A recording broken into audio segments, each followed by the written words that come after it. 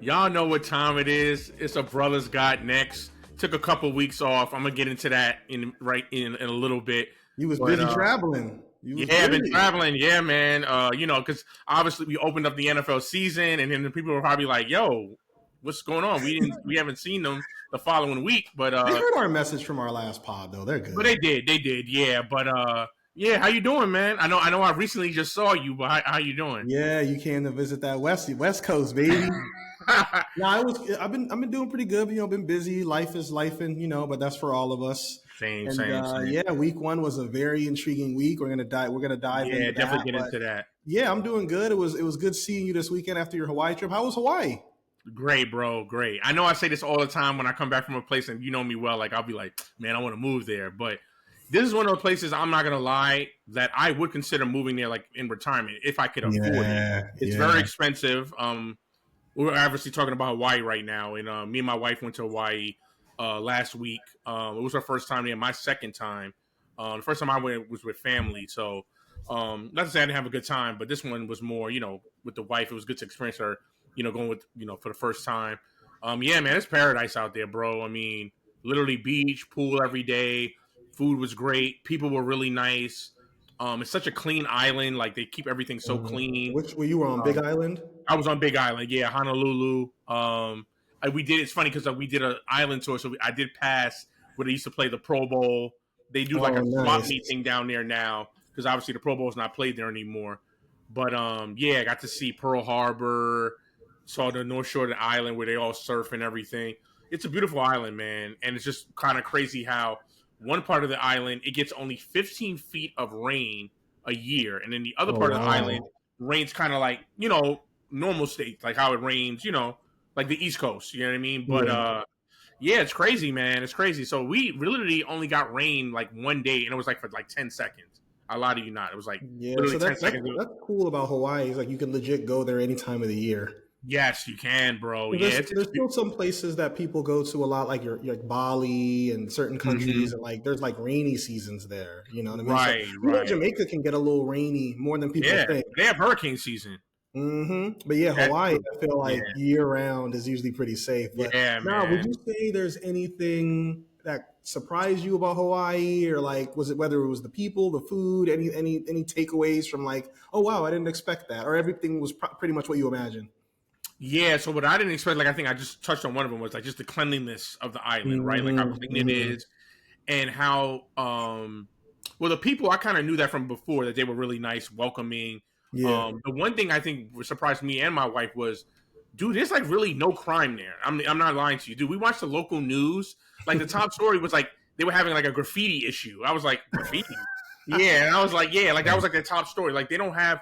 So we were talking to one of the locals, and they were like, yeah, we don't get a lot of crime here. Like, nobody's like, we don't get a lot of, like, murders, and they don't get a lot of, like, robberies and whatever, whatever you could think of that's bad as far as crime. Yeah, they don't get a lot of that. They don't have a lot of gun violence, you know what I mean? So it's a really safe island. Like, I mean, you can walk around there all times of the night, and nothing's going to happen to you. Yeah, that's good to know, man. Yeah, they did have, like, a homeless population, but the one thing I would say about their homeless population is like, like I'm from the East Coast, like in New York, where, the homeless people always come up to you and ask. Like, they don't bother you in Hawaii. Like, they kind of keep to themselves. Like, you can walk right by them. They're not asking you for money or anything. They're kind of just living their life. You know what I mean? And I guess the one thing that one of the locals said is because the beach is public. It's public access. And that's like a state law. So, like, they can't get kicked off the beach. Yeah. You know what I mean? Like, the only thing they can't do, I know, is, like, they can't, like, live on the beach. They can't like put a tent. They can't set up shop. Or right. Like but they're allowed to go on the beach and go in the water. Like you can't stop them from doing that. You know what I mean?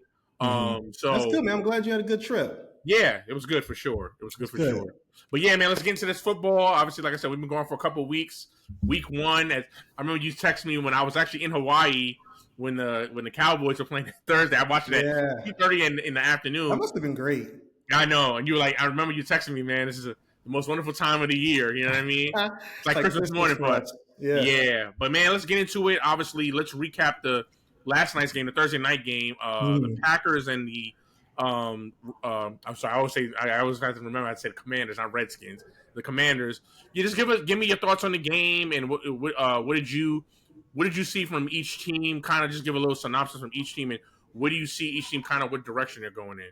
Well, I think that for the Packers, it's why I picked them to go to the Super Bowl this Right. year, even before they signed Michael Parsons. I just think defensively they were good before him, and he's just taken them to another level. He had half a sack last night, but he's still like leaving an impact. And like you have to game plan for somebody like Parsons, so just really impressed with them defensively. As far as Jordan Love goes, he's starting to make better decisions. Because I think one of the criticisms with Jordan Love is like he can get a little reckless at times, or maybe he'll throw in try to throw in the double or triple coverage at times. I feel like he's making smarter decisions. They've never really handcuffed him, and that's what I like about LaFleur. I feel like he really lets his quarterbacks just sling it. But you can sling it, but just don't be reckless all the time or pick your spots. And I think the Packers are doing a good job of letting him play within the system, yet utilize his talent. And yeah, I think this team can go really far. And I think Josh Jacobs scores a touchdown in every game. So the run game is pretty consistent, and he hasn't even had a big game yardage wise. Obviously it's only been 2 games into the season, but they're only going to get that running game going more and more, and you're going to have to respect the pass. And they have a lot of young, talented receivers. They don't really have that one guy you can hone in on defensively, which makes a tough game plan against them. So I like what I saw from the Packers. The Commanders, this was one of my things with them going into the season. I was a little nervous that they could take a little step back. It's not because I don't think they're a talented team, but like we see it all the time with these young quarterbacks going into year 2. We got tape on this guy now. We got tape on Jaden Daniels now. Just like we saw what happened with Stroud in year 2. Right. So I'm not expecting this to be a smooth. That doesn't mean I don't think the Commanders can be a playoff team, but I'm not necessarily expecting them to easily make it. I think they're going to have to battle. Heck, even with we'll talk about the Cowboys a little later, but I actually liked a lot of things I saw from the Cowboys, especially defensively in the second half. Right. So they're going to have some competition in this whole conference, and they weren't. The game wasn't really that close. I think they got pretty much outwitted, outmatched the entire game, and I wouldn't say it's a concern, but I just think that's how good the Packers are. Well, I used to always talk about that Packer D. You used to love when I talk about that. You never liked it. I've never liked the Packer D. You liked it when they went to the Super Bowl with when they had Woodson. They had Clay Matthews. Yeah, I like them. You like them. That's it. Yeah, but then I was like, yeah, I'm not feeling that Packer D. Yeah, but this Packer D is actually really good. It's good. Bro. Yeah, like I'm not gonna go too long on what you touched on. Yeah, man. I mean, I think to me, they're the most. So far, and I mean, you can correct me if I'm wrong, they're one of the most complete teams I've seen. For sure. As far as running game, passing, defense. They're well coached. They're well coached. Yeah, man. I think, obviously when we gave our predictions, before the season, I was saying, obviously, Philly, and I was talking about the Rams, and I love the Rams. But I think the Packers can give both of them a run for their money. Like, I think they're the 3 juggernauts. If you could say Philly, the Rams, and them. I think it's really between those 3 who's going to go to the Super Bowl, and then it's everybody else. Another team, and sorry to cut you off. I just want to throw in one more team before you keep going. I also think the Bucs are going to be a factor because they can match wits with anybody. Like they can play in a physical close game. They can play in a shootout. They have a quarterback who's not afraid to throw the ball at any parts of the field. So I think they're another team that's going to have something to say. I'm not saying, put them in the Super Bowl, but they're not. They're going to be a really tough out. You know how the Bucs are, man. They're going to be a tough out. Yeah. The Bucs are very consistent. They've been very consistent for pretty much the last 2 years now, going into this year. So I sort of agree with you. I don't know if they're better than those 3 teams. I think if they were to get to those, like I know what I'm going to say this with them. They can definitely win a wild card game, right? They can go in there, win the first round, move on. Sure. Now it's then that's the question: can they get past that divisional round? Which I don't know if you're playing the Packers in Green Bay when it's real cold, or you're playing Philly when it's real cold. Heck, I mean, I know the Rams are indoors, but even you're playing a team like the Rams, I don't know if they're going to match up with those teams well. But I agree with everybody else. Like if let's say they end up being the 4th seed and they have to play somebody. I'm just throwing out a wild card. So let's say they play the Vikings. Yeah, they can beat the Vikings. You know what I mean? At home. You know what I mean? Even though last year, they were one mistake away from beating the Commanders, at home. But, I look at them as that. Like, they're very consistent. I think they're going to win that division sort of easily to me from what I've seen.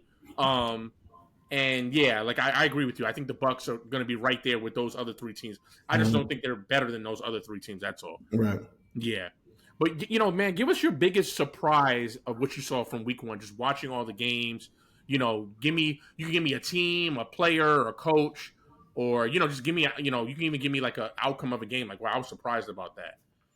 I was really impressed with Daniel Jones. People can make fun of me as much as they want, but if you want, just watch the highlights, watch the tape. Like he was making some really really nice throws downfield near the sideline.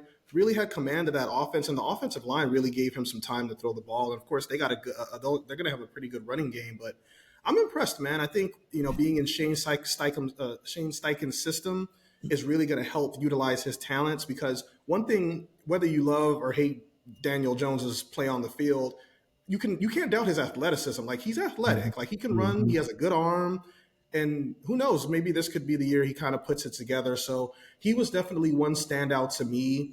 Another team that stood out. This is more of a unit as opposed to a player, but I was really impressed with Cincinnati's defense. I know it was against the Browns, but like they were letting everybody score last year.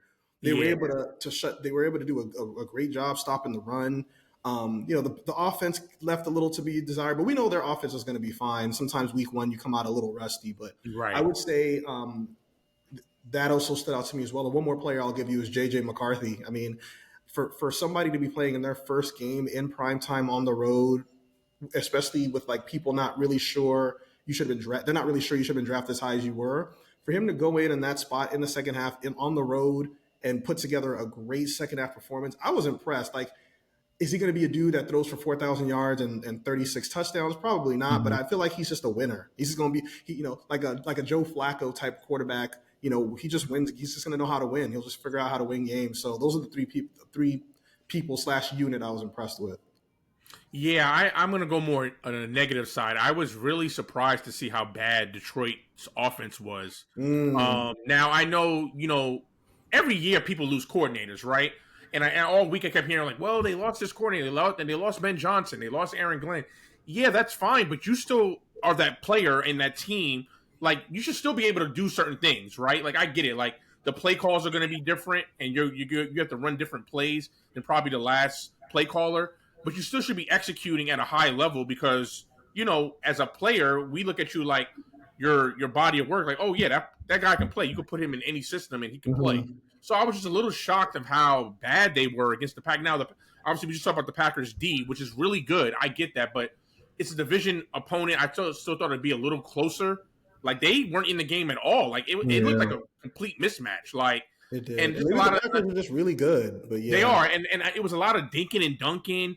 Like, and you have like guys like you have St. Brown, you have Jahmyr Gibbs, you have Jameson Williams. I was like, what's going on here? You know what I mean? Like, I get you lost your coordinator, but you just look like you were completely lost without him. Yeah. Like, you shouldn't look like that. Like, I get it. It's going to be a little bit of an adjustment period when a new coordinators. I get all that, but yeah, they looked really bad, and I'm starting to think now they're going to be. They may, I don't even think they're a playoff team, and they might be getting back to that bottom of that division.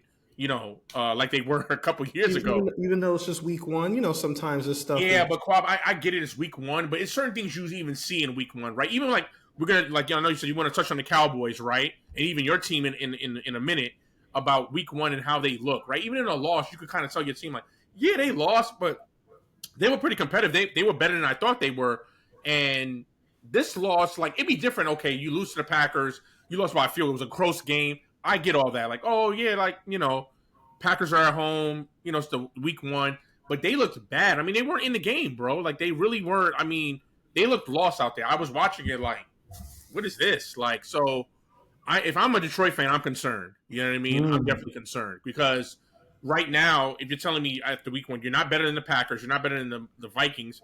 I mean, you may be a little bit better than the Bears because the Bears didn't look that great either, but yeah, I would be concerned if I'm a Lions fan. That's a big week 2 game, Bears at Lions. I think the whoever loses that game starting 0-2, because both teams have expectations, so that's going to be a really bad hole, especially if you're Detroit. You're supposed to be a Super Bowl contender and you lose your home opener to the Bears. Like that can't happen. Huge game 2, week 2 for the Bears. Well, would you say the loser of that game pretty much is like their playoff hopes are kind of dashed? Because I mean, I don't obviously, know. I the don't. percentage of going 0-2. We know the percentage of when you start Yeah, 0-2. it's a lower percentage. It's not obviously not as bad as like Right, 0-3 and 0-4, of course. right, But like, right, is it a season ender? No, but that's an early hole in a pretty competitive division. So right, right. because we don't really know what the Vikings are. Like we think I think we can at least say the Vikings are going to be competitive. We just don't know how good they're going to be. You know what I mean? Well, you just touched on JJ McCarthy. Let me just say this about JJ McCarthy. He played horrible for the first 3 quarters. Like he didn't look like he knew what was going on. He looked like a deer in the headlights in the first 3 quarters. Now the fourth quarter, I give him so much pride. He was very composed. Yeah. He didn't lose his composure. He came out. He was a totally different quarterback in the fourth quarter. Now, is that going to happen every game? No, because let me just say this. You play bad for 3 quarters against the Packers on the road, you're getting blown out. Like that's happening. Like you cannot play bad for 3 quarters and go into Green Bay and be like, yeah, we'll do the same thing we did in Chicago. No, that's not happening. It's not. I'm just being honest. Like you're not going to go into Green Bay or you're not going to go into Philly or even a LA and be like, oh yeah, we'll be bad for 3 quarters and fourth quarter we'll turn it up, because by that time the game might be out of reach.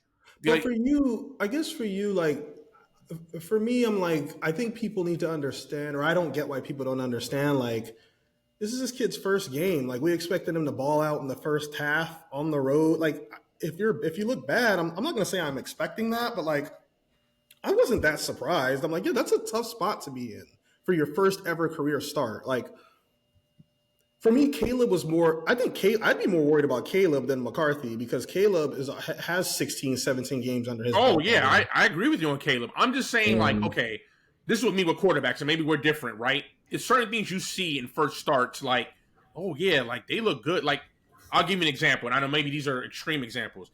Like when Roethlisberger first started, right? He looked awesome. Like we were like, oh yeah, that's the dude, right? Even Dak to an extent. Like you could say what you want about Dak. I have my mixed feelings about Dak. He looked awesome in his first start. Even though I think Dak lost his first start, but he still looked good, right? He looked good. Lost for sure. Yeah, they lost to the Giants, but it was like a close game, but he still looked good. Same thing with, I think Roethlisberger won his first start. But those guys, you kind of see it. Like, you're like, oh yeah, like they're going to be the dudes. Like, it's no question. I think with JJ, when we, like, those first 3 quarters, you're kind of like, I don't know if this is the guy. Now, that fourth quarter, he was like, whoa, like, this is a totally different quarterback. Now, I agree with Caleb. Caleb, yeah, if I'm a Bears fan, I'm concerned too, because he does not look good. And listen, I know we have our little friendly group chats.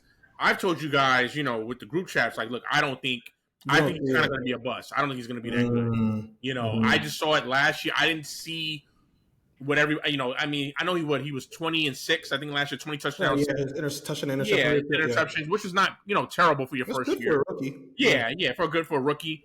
I just didn't see it last year. I didn't see anything where I'm like, ooh, like he can be the guy. Like I didn't see, because some guys you'll say, okay, they don't have the weapons, so you're like, yeah, I get it. I'll give him a reprieve because there's nobody to throw for him out there. He has no line. It's hard to judge him. He got sacked over 65 times last year, so he was really getting beat up. And then so then they addressed it this year. They addressed the offensive line this year. Supposedly supposed to be better. And it was times in that game he got max protection. He got time. He just didn't do anything, and it's like, and I kept texting him like, bro. Yeah, he missed a couple of bad throws. Wide open throws, wide open. I was like, and now you don't have an excuse because you have like a QB whisperer, like an offensive minded coach. Right. That's both of these guys. Kevin O'Connell is definitely one of the better young offensive coaches in the league for sure. Like he's like, and one thing. If I'm a Vikings fan, I'm confident in McCarthy because like O'Connell's really bats hard for McCarthy. He's like, this dude has it, man.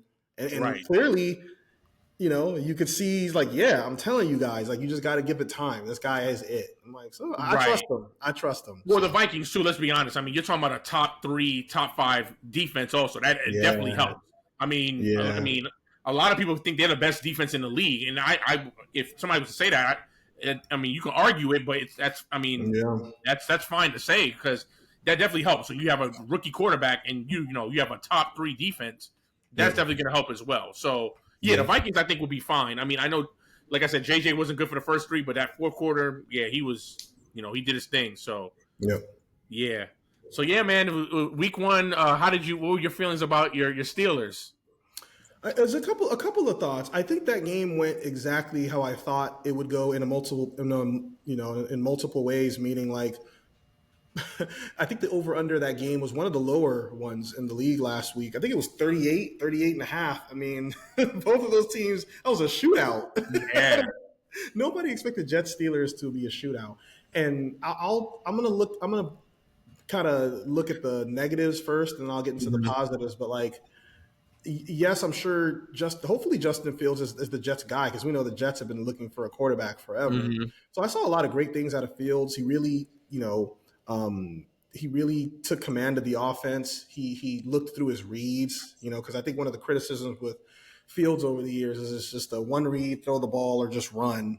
Right. And he was taking his time. He was looking at different receivers. He was really picking apart that defense. So I like what I saw out of Fields, but at the same time, if I'm the Steelers defense, it's just like, bro, like, this is the highest paid defense in the league by $17 million annually. So, like, by far almost. So that's a little concerning. But they came up big when it mattered. I thought they came up big when it mattered. They did. But, like, I'm talking collectively. Yeah, they made some good individual plays. Like, Ramsey had some awesome plays in that game. But, like, yeah, we'll see. It's still early, and I think against the Seahawks in week 2, I think they're really taking that game personally. Like, everybody's talking about how great Tomlin says said before the season he thinks this defense could be historic. So that's not a great start if you're trying to be a historic is a strong word, because that means you get mentioned. Oh, 2000s Ravens, 85 Bears, like that. You don't get talked about historically, or the Legion of Boom. Like, nah, that ain't a good start.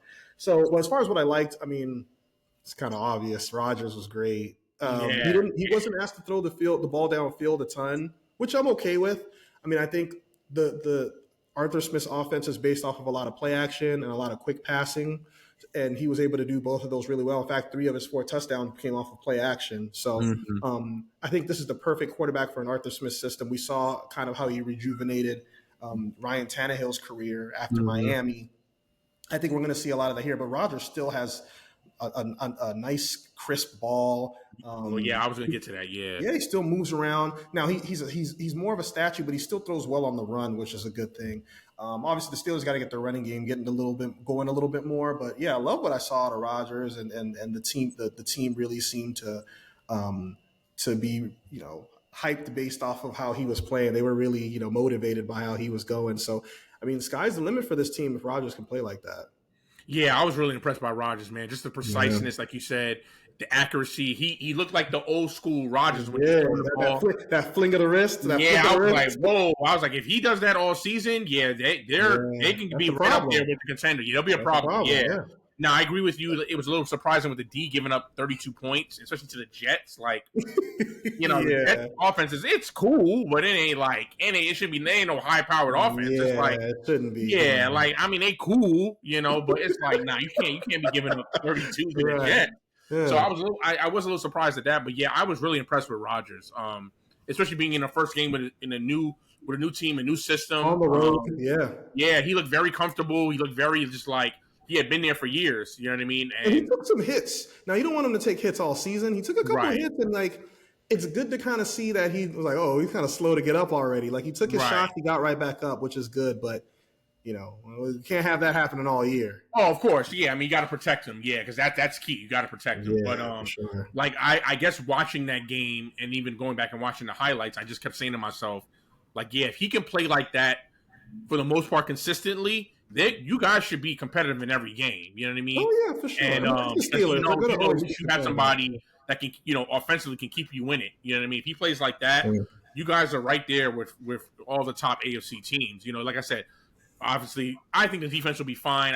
Maybe it was just an outlier, one of those games. We would hope so. First game of the season, they're trying to feel each other out. It's like maybe by week 3 or 4, you'll start to see that Steeler D we know and love. Like, oh, okay, now they're getting back to what we know. You know what I mean? I think one thing to think about too for both teams is that, like, what defense was Fields playing all in practice every there practice? You go. Right. Same with Rodgers. And what are the odds that both of them played well? It's like, yeah, they know the defense they're going up against. Right. So I think we'll know a little bit more week 2 with the Steelers playing the Seahawks, and obviously the Bills are playing the Jets. The Jets are playing the Bills, but like obviously the Bills don't know the Fields Jets team. So I think the story I think the picture will be a little more clear after week 2, how good these teams are. Yeah. Yeah, gotcha. And then obviously we got to get to my Cowboys. They did take a L, opening night. Just give me afternoon for you. Afternoon for me, right? 2:30 Thursday afternoon football in Hawaii. But yeah, just give me your early thoughts of what you saw, what you liked, what you didn't like. Did you see some things that you were kind of like, oh, this is the same old Cowboys, or did you see some things like, oh, okay, like that was different? Yeah, I think for me, first of all, that game started off crazy. I mean, you start the game with the Jalen Carter spit. I was like, what is happening? But there's no room for that, man. But I mean, I like what I saw out of Dak, and I've always liked Dak, and I think this season, I thought he made some great throws in that game, man. It sucks that CeeDee Lamb had that rough second half, because CeeDee Lamb had a great first half. It just sucks that he couldn't haul some of those in. I'm not saying every pass was easy, because the one he had to die for, that would have been a tough catch. But like the one he threw, I don't know if it was a third down, but down the middle of the field over the coverage, it was a perfect throw. It's like, bro, you got to catch that. So I think this is one of those situations. I never like to blame a loss on one player, but I think a majority of the blame has to go on CeeDee Lamb. And he said it himself. He's like, yeah, that loss is on me. I think it was a tale of two halves, right? Because I think the second half, the Cowboys defense played a lot better. Yeah, a lot better. I mean, I think there was only 3 points scored in the entire second half between both teams. I might be wrong. So I think the over-under for that game, I think it was 47.5 or 46. It was at 41 at halftime. So, people that bet that game are probably like, oh, I'm good. And all of a sudden, there was 3 points scored in the second half. So, right. Yeah.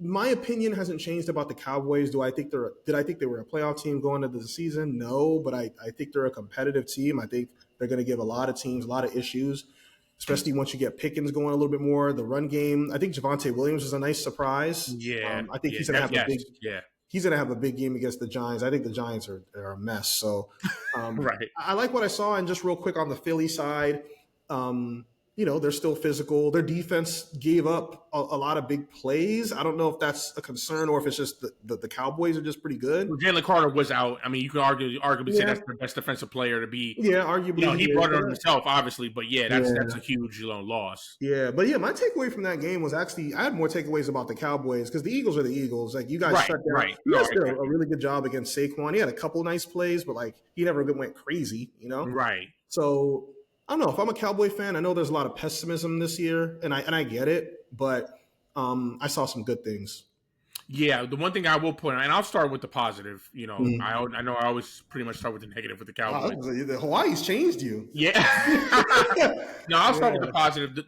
So I'm going to go to the coaching side. So I'm going to give Shoddy a lot of credit. I thought he did a really good job with time management, which McCarthy wasn't good with, especially near the end of the half. I thought he did a good job, with making adjustments, from the first half to the second half. Now, I know defensively that's more on Eberflus because he's the coordinator, so he made it. But obviously he's the head coach, so I'm sure they, talked about it. Yeah, exactly. Yeah, so I think he one thing I do notice about him is that he's better with time management than McCarthy was, and it seems like he's very good, at least after week one, of making adjustments after the first half. Like because I thought Philly was kind of offensively in the first half, kind of having their way with us a little bit, in some sense. And then the second half, like you said, it was only 3 points scored.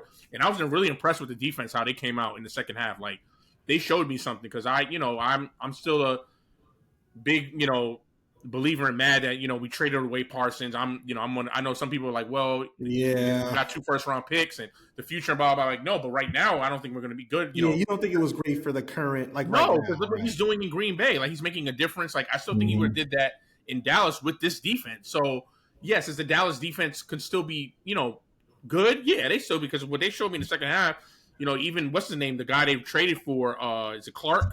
Who they traded for. He played. Yeah, he played really well in his first game. Even in the first half, he had some good plays.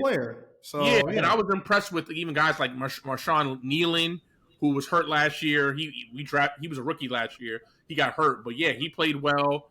Obviously we brought back Dante Fowler. He had some good plays.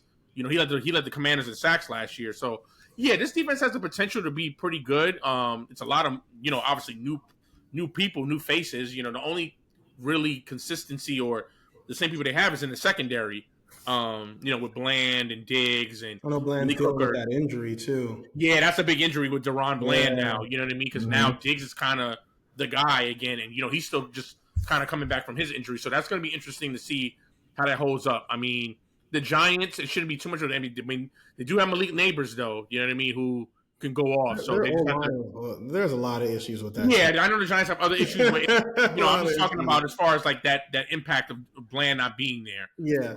So we'll see. But yeah, I was definitely impressed with the coaching. And then let me, as you say, let me get to Dak. I thought Dak played well. I thought he played good. Obviously, the loss was on CD, and then obviously the big play that people, I don't know how they're not talking about the Miles Sanders fumble. That was, and he had a nice I think that was really, to be honest with you, I think that was the biggest play of the game to me. Now I know the CD drops were big, but think about it. They were driving, right? Were they like at the 5? They were in the 5. They were in the. They would at least got a field goal out of that. So when people say like, don't get me wrong, I'm not excusing what CD did, or even what Ferguson. Ferguson had drops, and he had that drop in the end zone. But the Miles Sanders play was probably the biggest play of the game because think about it like this: if they at least just get a field goal, you're talking about a 1-score game, a 1-possession game. Like they're down 1, they would have been within 1 because Philly was right. It was 21-20, right? Philly would have got their field goal. They would have got their field goal. You're talking about a 1-point game. So that changes everything. So that's what I'm saying. Like that fumble was huge, So, so I thought that was some of the negative. Obviously, you already touched on the CD stuff. And I guess my whole thing is like, I just hope that, because I agree with you. I think watching them, they can definitely be competitive and give teams trouble throughout the game. Sure. I just hope they're not one of those teams that can't finish. Like, you get to the game and drops happen or they fumbled, something bad happens. Like you're like, it's always something. Yeah, because that goes on coaching sometimes too. That the coaches get blamed, and to me, that's unfair to the coaches because they call the plays. The plays have to execute it, and if they mess up, it's like, well, you can't blame the coach. That's on the player. Like, because that's not, I'm just saying. I know how watching the NFL so long, when that stuff happens, you start to blame coaching, and it's like, no, that's not coaching. That's on the player. Like, the player has to do better. You know what I mean? They called the play. You got to execute it. You know what I mean? So I just hope and pray going forward we're not one of those, we're competitive in the game. It gets to the end of the game, something goes wrong. An interception, a fumble, or people dropping passes. You know what I mean? I just hope that's not the trajectory we're on this season. But, just week 1, we'll have to wait and see. Yeah, they better not lose in week 2. Don't lose week 2. Right. So what game besides, obviously our teams, what games are you looking forward to watching the most in week 2? Oh, Chiefs-Eagles. Chiefs-Eagles because I have some concerns about the Chiefs, but the concerns weren't big enough for me to say, like, they're not still going to be a playoff team. Like, we talked about it a million times on this pod. If you have Mahomes and Reed, I'm picking you every time as far as being, like, either a division winner or a playoff team. You know what I mean? It's this generation. It's the new Brady Belichick. Like, I'm not betting against that. That doesn't mean they're going to win every year. Right. But they got to be careful, man, because if you're going up against a Philly team that knows they can beat you, they're confident every time they face you. They thought they were the better team even when you beat them in the Super Bowl 2 years ago. We know Jalen Hurts is a big game quarterback, and this is a big early season game, especially for the Chiefs, because if you go down 0-2, if you go down, if you become 0-2, right, and you have a team like the Chargers or the Raiders, who one of them is going to win this weekend, and they're going to be 2-0, and especially if it's the Chargers, because they're going to have a game on you, and they're 2-0. So you just got to be real careful, man. And I think this game, they keep talking about. I was listening to Chris Jones earlier, and he talked about how we've been thinking about this since we lost, and he's using the rhetoric that it's a revenge game. You can't come out flat and lose this game. And now, if you lose by a field goal, like whatever, the Eagles are arguably the best team in the league. So I'm not going to be like, that was a bad loss, but you better show up. Like if they get worked, I would be concerned. Oh, for sure. So that's the game I have an eye on this weekend. I would say another one that I'm really paying close attention to. I know we just talked about the Cowboys and the Giants, but obviously that's one that I'm like, ooh, I'm gonna check that one out. And another interesting one is Browns Ravens. I know that's not like the sexiest matchup because it's the Browns. Yeah. But I don't know, man. The Browns always play the Ravens tough. They beat them in Baltimore last season. I believe it was in Baltimore, but they beat them last season. Right. And the Ravens got to be careful too, man. You don't want to come out and start 0-2, and all of a sudden you're like, you're supposed to be. And then we got to start talking about Harbaugh too, if they don't get it done this year, because I mean, people always want to talk about how long does Tomlin have. Well, Tomlin, is he on the hot seat? Tomlin has still been trying to find his quarterback since Ben retired. Right. Harbaugh doesn't have an excuse. He has his guy. So why are we not getting the job done? And like, why are you collapsing at the end of games all the time? Like, that was really bad. It's a trend with them. Yeah, it was really bad, bro. Because I was watching the game. I'm like, oh, this game's over. I actually went to bed. And so you must have woke up like, what? Yeah, I was like, I looked at my phone. I'm like, what do you mean the Bills won? And I'm like, huh? Because, I was watching it. I'm like, oh, yeah, they got it. They're up by like 15. They're good. You know what I mean? Well, you know and they had been like working the Bills. And I'm like, oh, yeah, I'm good. You know how to go to work, obviously. Josh. You know, Josh is my guy. Oh, yeah, it's your boy. Yeah. So before I get into my game, I heard you touch on the Cowboys Giants. So are you worried the Cowboys might actually lose that game? Like the Giants can beat them? I think for me that my eye on that game is more on the Giants side, because like, when do we? I mean, is Dart going to play? Is Dart going to be in at halftime? I see. Yeah, they've been talking about that. Yeah, I'm more looking at it from the Giants side of things, because I think that was a terrible performance in week 1. Yeah, I know they weren't expected to win, but like the Commanders didn't even play great in that game. No, they did not. Yeah, the Commanders like the first half. It was kind of like I hate to call the game boring, but yeah, it was kind of boring. I was just watching like, oh, okay, like the team was really doing anything. Yeah, the Giants are missing their best offensive lineman, Andrew Thomas. He's been kind of banged up. But right. Like, they can't run the ball. They can't pass the ball. Like, what do they do well offensively? Like, you have an offensive coach. Like, this is supposed to be his specialty. So if I'm the Giants, I'm like, I'm not expecting the Giants to win, but like, they got to be competitive, man. Like, at least show something. Mm-hmm. I would say more the story. I get the Dart thing. I think Dart's going to play regardless, no matter what. Yeah, it's just a matter of when. I think that's a thing. I think the bigger question with them is, when do we start saying Daboll and the GM might be out? Because I think this is the year. People are saying no. But first of all, if they start, let's just say they start 0-4, we could start. He may be the first firing. Like, let's be honest. Like, we can be real candid here. Like, we can see a situation where Daboll and the GM are gone before like week 7, you know. So they gotta at least be competitive against the Cowboys. I mean, and I actually think they will play a little better against the Cowboys because it's a division rival. Even though I know they didn't look good against the Commanders, I get it. The Commanders are a better team than the Cowboys, though. So the Cowboys have dominated the Giants over the years too, though. They have, yeah. But I think they'll play it better. Mm-hmm. I'm not saying they're gonna win. I think they'll play better. And just real quick, if I'm Daboll, like, what are you waiting? Why are you playing Russell Wilson for? Like, we already know what he like. At this point, he's a backup. I'm not saying he's bad. He's just a backup. Right. Like, you finally have a guy that you drafted. Like, he hasn't. Daniel Jones was not a Daboll guy. Like, he had to inherit him. Right. And I think there's a big difference between a quarterback you inherit and a quarterback that you draft. And if you drafted Dart, you better show us what you can do with him now, because some other coach is going to come in, and if Dart is good, that other coach is going to get all the credit for Dart, not you. So right. Just play Dart. Just he should be starting by week 3, week 4. Just throw, because in today's NFL, quarterbacks are starting right away. He was a first-round pick. He had a great preseason. If you let's say the Giants go 6-11 this year or something like that with Dart, but Dart looks good, I think that could save Daboll's job, because they're like, all right, well, this guy knows how to coach him, and maybe we give him another year, a full year with Dart as a starter. Right.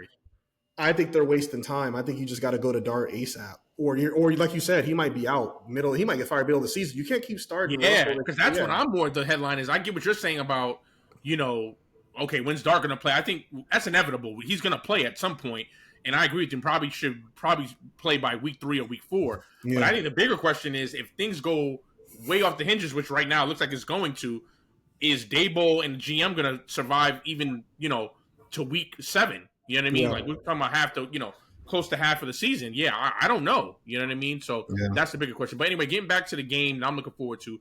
You mentioned it earlier, and I'm gonna put a little more on that game, is the Lions-Bears. Yeah, that's a big one. Because I think the loser of this, not only do I think that loser's not going to make the playoffs and probably maybe the bottom of the division, I think we start to have to question. Let's start with the Detroit side. I think we start to have to question if Dan Campbell is really that guy, or was it really the coordinators? I think that's what we're going to start. I think people hearing are thinking it was rumblings the on. coordinators. Yeah, people are going to be like, wait a minute. So really, it was the coordinators. It wasn't you. It was the coordinators, because that's what I think we're going to start hearing. Like, yeah, I don't think Dan Campbell. People. I'm not saying this myself, but I think people are going to start saying, I don't think Dan Campbell is really the guy. He needs really good coordinators to do what he's done the last 2 years. So yeah, I don't know, man. Dan Campbell has to be careful, because I mean, obviously the players, you're not going to blame them. We know what they can do. We saw it the last 2 years how they can, what they can do. So it's not on the players. Yeah, man. I think this is a big game for Dan Campbell, and then getting back on the Bears side, as you already said it.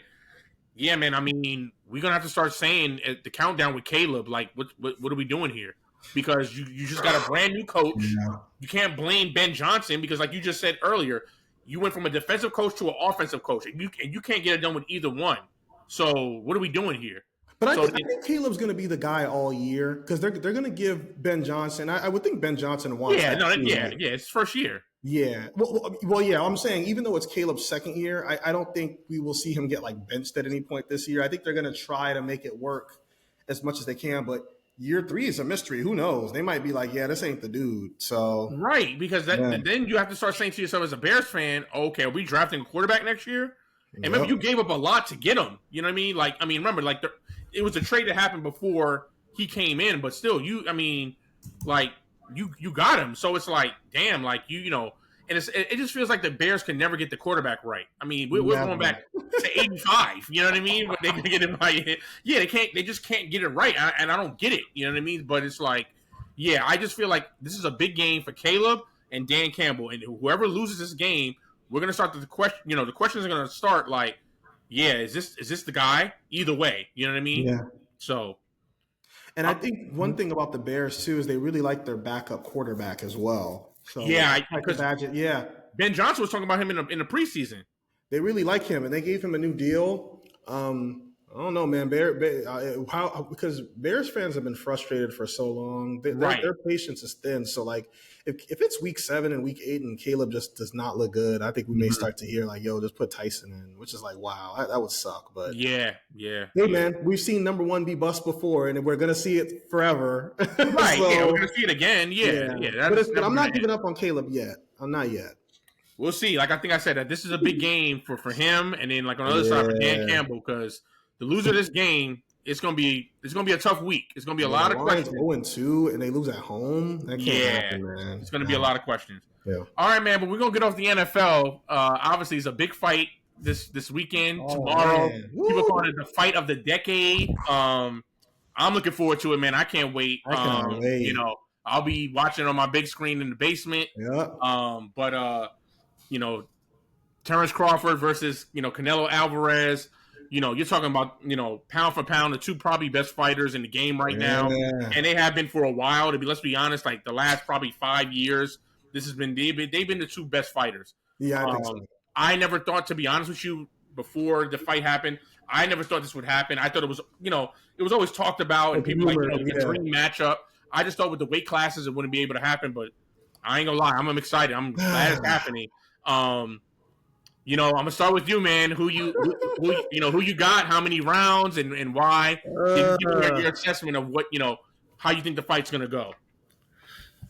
Yeah, this one's hard. Yeah, I know. If you look at the betting lines, it's even hard. Yeah, well, I know Canelo's a slight favorite. Slight, like very slight, though. Very slight. Because I think the concern people have with Crawford is the going up in weight, and like it's kind of like significant. And and Canelo's at his comfortable weight. Mm-hmm.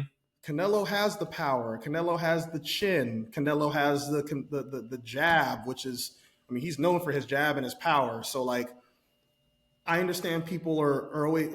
Crawford is a great counter puncher, but Canelo is also a great defender. So now Canelo is a great defender just as Crawford is, but Canelo is willing to be a little riskier. Like he'll get a little aggressive offensively if he needs to. Right.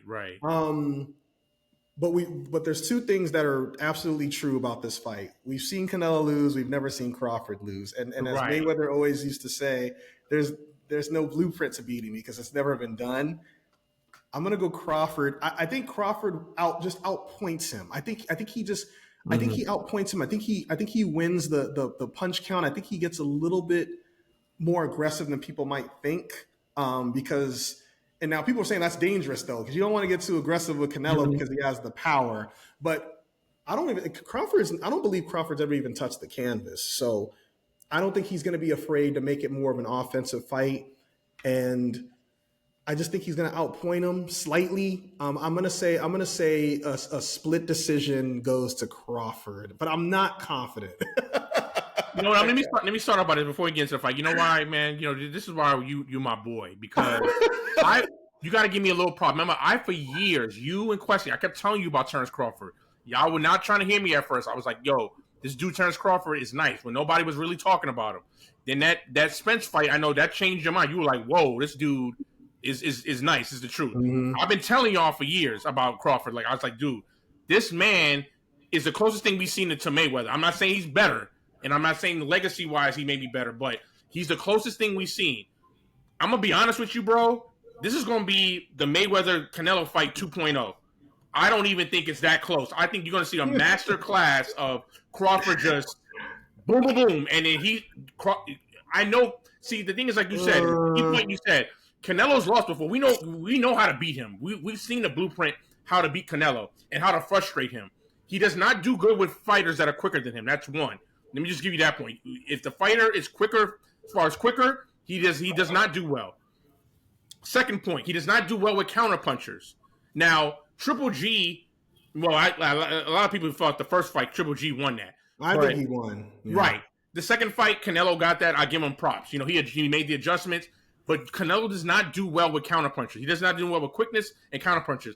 And this is tailor-made for Crawford to do. Like, this is like, oh, you're giving me this? Okay, great. So another point you just touched on, we've never seen Crawford touch the canvas. Like, he's never even been knocked down. So I don't know, man. I look at the fight. I think it's going to be, you're going to see it's going to be remnants of the Mayweather, when Mayweather beat him in, you know, when Mayweather.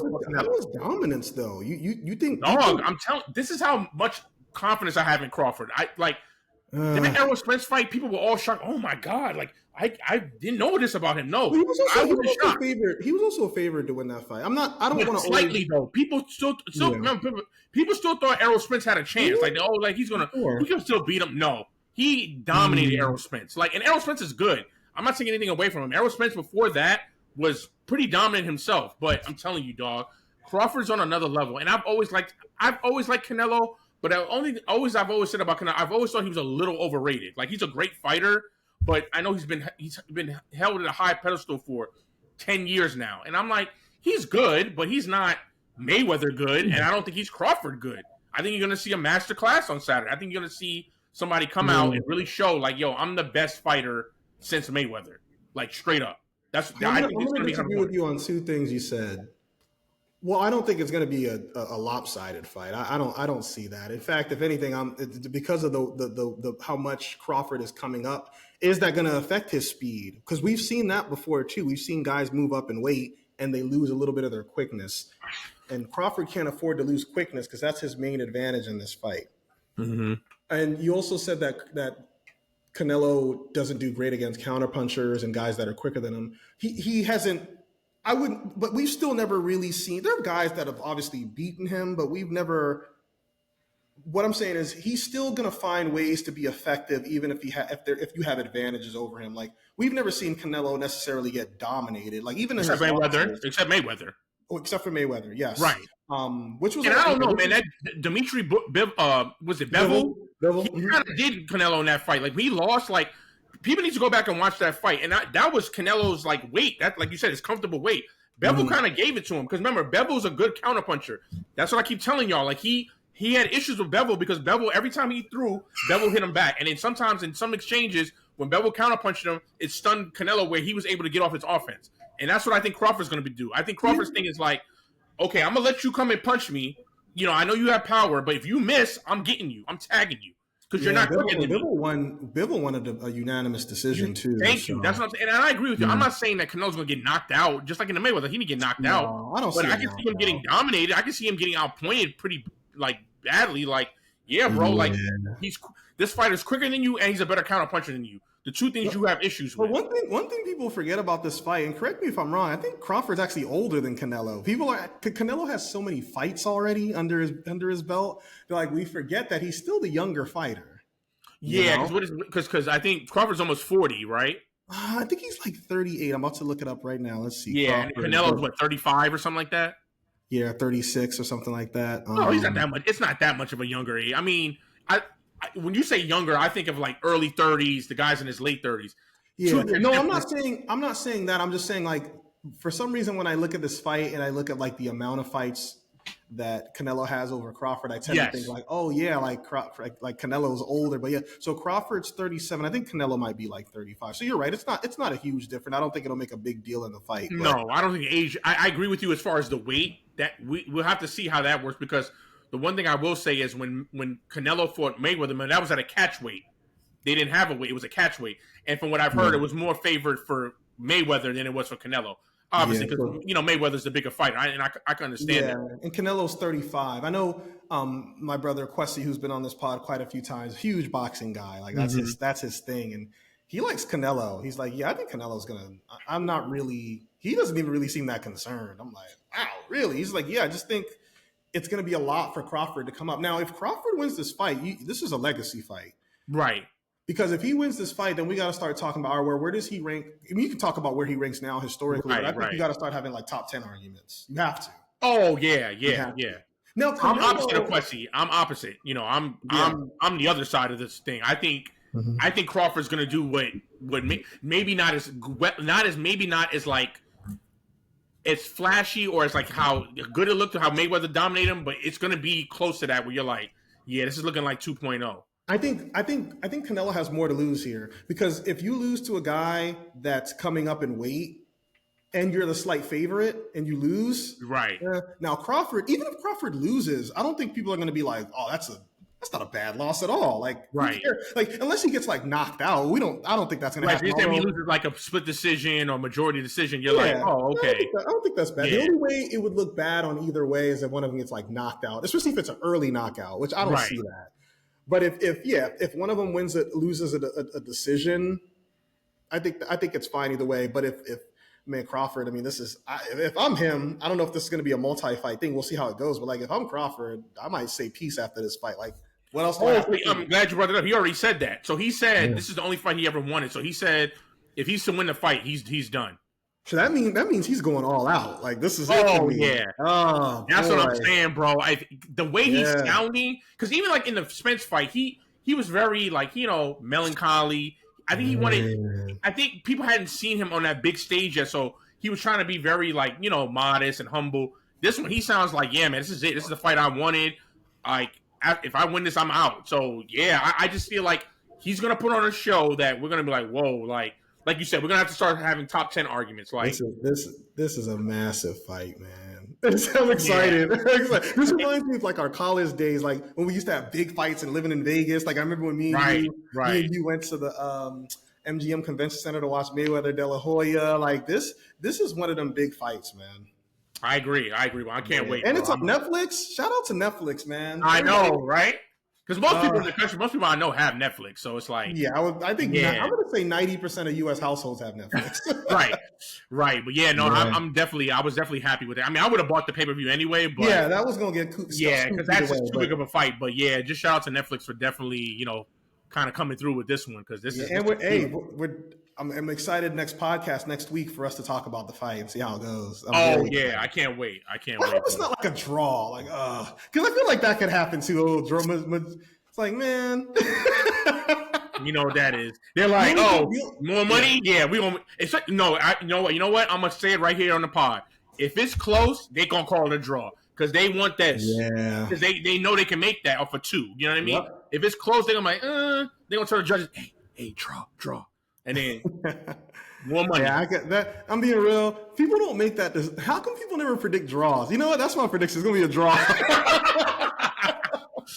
Yeah, I can see that. Like, I don't think you would be that shocked. Like, yeah, it was actually I guess you're saying that you think Crawford's gonna like win convincingly. So I guess, but you're also saying you wouldn't be that shocked if it was a draw.